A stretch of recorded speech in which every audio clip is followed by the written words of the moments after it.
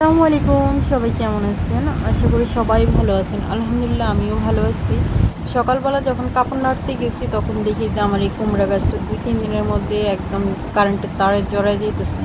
তো ছেলেকে বললাম যে বাসা থেকে ছুরি নিয়ে এটার আগাটা কাটি আর কয়েকটা পাতা দিয়ে ডাল রান্না করে খাওয়া যাবে। আর গাছটা দেখতে আসলে অনেক ভালো লাগতেছিল, কারণ এটা অনেক দিন শুকনো শুকনো অবস্থায় ছিল। তো হালকা পাতলা একটু বৃষ্টি পড়াতে এটা ভালোই একটু জীবিত হয়ে তরতাজা হইতেছিল। তো কি আর করার, এটা ছিল অবাধ্য একটা গাছ। এটা যেখানে যাওয়া নিষেধ সেখানেই গেছে। তো যেখানে যাওয়া নিষেধ সেখানে গেছে, তার সাজা হিসেবে ওরে এখানে কাইটে নিয়ে আসছি।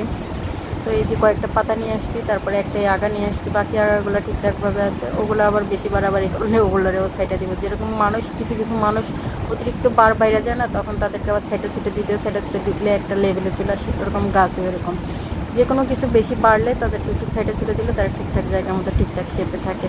তো যাই হোক, সেগুলো না বলি, মাঝখানে আবার একটা নাস্তার ভিডিও চলে গেল, কারণ আজকে আমরা সকালবেলা উঠতে অনেক লেট করে ফেলছি। সে কারণে আমবাগান থেকে আমরা নাস্তা হিসেবে সমোসা আর সিঙ্গারা এনে খাইছি। আর ইদানিং কেমন জানি আমরা হোটেলের নাস্তা খেতে খেতে কেমন জানি গ্যাস হয়ে যাচ্ছে। আবার বাসায় রুটি বানাইতে হবে কয়েকদিন থেকে ভাবতেছি, কিন্তু বানানো আর হয় না।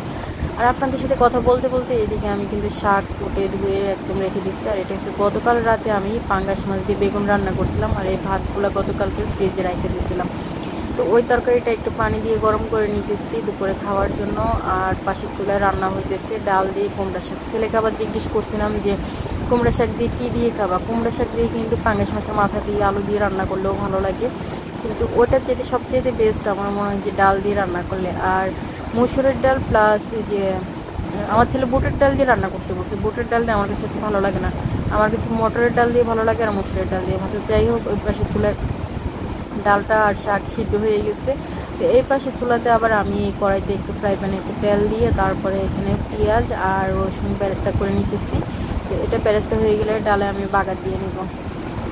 এমনি নর্মালি মুসুর ডালে রসুন বাগার দিলেই হয়, কিন্তু এভাবে শাক দিয়ে, লাউ শাক কুমড়া শাক দিয়ে ডাল রান্না করলে সেখানে একটু পেঁয়াজ বেরেস্তা করে দিলে সাথে একটু গোটা জিরা বা কালো জিরা দিলে আরও বেশি ফ্লেভারটা জমে ওঠে।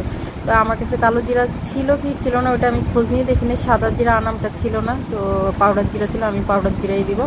তো এটা এখানে ফ্রাই করা হয়ে গেছে, এখন আমি বাগার দিয়ে নিতেছি। আর ডালের শাকটাও সিদ্ধ হয়ে গেছে, ডালটা একদম নিচে বসে গেছে, এতে বুঝে যে শাকটা সিদ্ধ হয়ে গেছে। তো ডালে বাগার দেওয়ার পরে তারপরে একটু জিরা মিক্স দিয়ে দিব।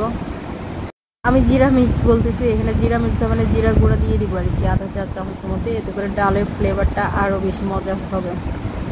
আর আজকের রান্নাবান্না আমার কাছে খুবই সহজ মনে হয়েছে। আমার কাছে খুব ভালো লাগে যখন নিজের লাগানো গাছের কোনো একটা কিছু খাই বা পারি। আমার খাওয়ার চাইতে পারার আনন্দটা বেশি, মানে আমি যতটুকু খাইতে না পছন্দ করি তার চাইতে বেশি ভালো লাগে আমার নিজের গাছে কোনো শাকসবজি হইলে সেটা পাড়তে, তারপরে ফলমূল হইলে ওটা ধরতে আমার বেশি আনন্দ লাগে, চোখে দেখতে বেশি ভালো লাগে। যেমন আমার কয়েকটা ফুলের টব আছে, ওদেরকে দেখতে আমার অনেক বেশি ভালো লাগে। তারপরে এই টুকিটাকি যাই গাছ টাছ লাগাই, এগুলোকে লাগাইতে যত্ন নিতে অনেক বেশি ভালো লাগে।